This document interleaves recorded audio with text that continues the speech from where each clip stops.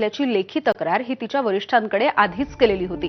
फलटणचे उपजिल्हा रुग्णालयाचे अधीक्षक डॉक्टर अंशुमन धुमाळ यांच्याकडे ही तक्रार करण्यात आली होती।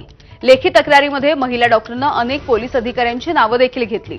मात्र आरोग्य विभागामधील अधिकाऱ्यांनी यावरती कारवाई न केल्यामुळे ते सध्या संशयाच्या भोवऱ्यात आहेत। डॉक्टर अंशुमन धुमाळ यांनी नेमकी काय प्रतिक्रिया दिली आपण बघूयात। डॉक्टर धुमाळ आपल्या सोबत आहेत।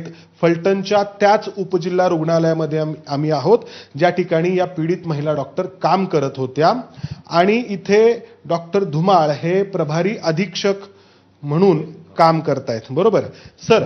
आता मला सांगा की या महिला डॉक्टरांनी लेखी खुलाशामध्ये स्पष्टपणे म्हटलं होतं की या महिला डॉक्टरांना त्रास दिला जातो आहे पोलिसांकडून आणि त्यांच्या जीवाचं जर काही बरं वाईट झालं तर याला पोलीस जबाबदार असतील।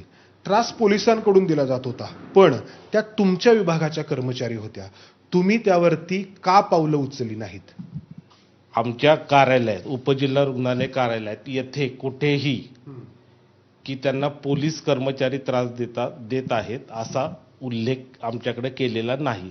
त्यांनी तसा खुलासा चौकशी समिती समोर की जी तक्रार त्यांनी जिल्हा शल्य चिकित्सक येथे ग्रामीण पोलीस स्टेशन यांनी दिली होती, त्या चौकशी समिती समोर त्यांनी तो खुलासा दिला होता।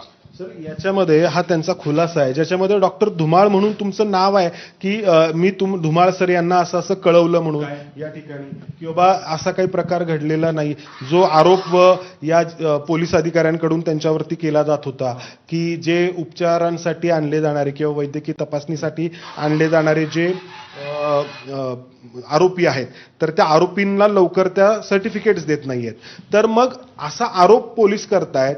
त्या तुमच्या महिला ज्या डॉक्टर आहेत त्या म्हणतायत की माझा छळ होतोय, तर तुमच्या विभागाकडून का नाही याच्यावरती पावलं उचलली गेली? त्यांनी मृत डॉक्टर महिले